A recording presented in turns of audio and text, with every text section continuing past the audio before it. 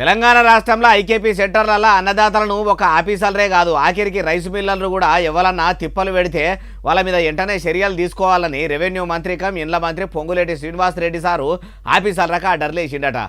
జరగవలసిన నష్టమంతా జరిగిపోయినాక ఇప్పుడు మంత్రి గారికి రైతులు యాదికొచ్చిర్రా అంటే ఇక అరుచుకుందాం పారి. స్థానిక రైతులు ఏవైతే రైస్ మిల్లులకు సంబంధించిన దాంట్లో తాలు చెత్త ఉందని 5-6 కేజీలు కట్ చేస్తానన్నారు. దాని మీద ఆల్రెడీ కమిషనర్ గారికి ఆదేశాలు ఇచ్చారు. అటువంటి బిల్లుల్ని అవసరమైతే సీజ్ చేసి కఠిన చర్యలు తీసుకోవడానికి కూడా వెనకడుగు వేయొద్దని ఆల్రెడీ ఆదేశాలు ఇచ్చారు. ఈయన రెవెన్యూ మంత్రి ఇండ్ల మంత్రి పొంగులేటి శ్రీనివాసరెడ్డి సార్ ఏమంటుండో ఇంకా మస్తుగానే అన్నాడు. మొత్తం ముచ్చటి నుండి అదే రకంగా ఎవరైతే లారీలు సప్లై చేసే వాళ్ళు ఏజెన్సీలు టెండర్లు వేసిన వాళ్ళు ఉన్నారో ఆ లారీలకు సంబంధించిన వాళ్ళు ఈచ్ బ్యాగ్ ₹3 నుంచి ₹5 దాకా తీసుకుంటున్న దానికి కూడా ఉత్తమ్ కుమార్ రెడ్డి గారు కమిషనర్ గారికి చెప్పారు. పోలీస్ యంత్రాంగానికి కూడా అటువంటిది ఏదైనా ఉంటే లోకల్ పోలీస్ స్టేషన్స్ కన్సర్న్ లారీల మీద కూడా చట్టరీత్యా చర్య తీసుకునే దాంట్లో కూడా వెనకడుగు వేయొద్దు. అయ్యా మంత్రి గారు, రైసు మిల్లర్ల మీద లారీల మీద మంచిగానే చర్యలు తీసుకుంటున్నామని చెప్తున్నారు కానీ కొనుగోలు కేంద్రాల్లో పోసిన వడ్లను సర్కారు కొనే పని పెట్టుకోమని చెప్పుర్రి.